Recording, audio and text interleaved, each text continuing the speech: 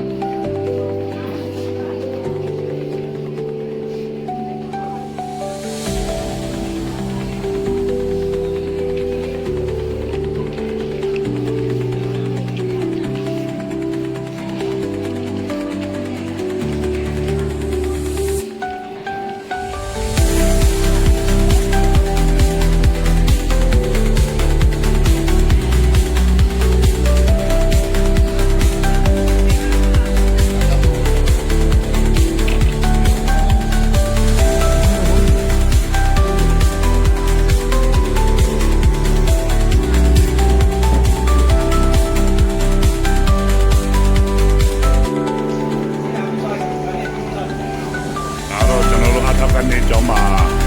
နိုင်ငံသားစစ်ဆေးကပ်ပြားလေးပြုလုပ်ဆောင်နေဖြစ်ပါတယ်။နောက်လေးတင်လိုလေးလည်းကြောင်းကိုပြုလုပ်ရမယ့်ကျောင်းလေးလည်းဆက်ပြီးမှဖြစ်ပါတယ်။နောက်ရက်ွက်တွေလည်းထပ်လာပါမယ်။ဟိုဒီဘက်ဝန်ထမ်းတွေနေရာနဲ့ဒီလိုကျွန်တော်ကြားသိထားတာဖြစ်ပါတယ်။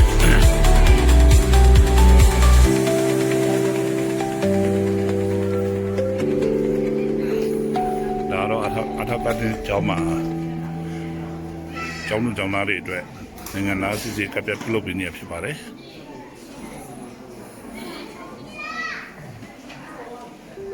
။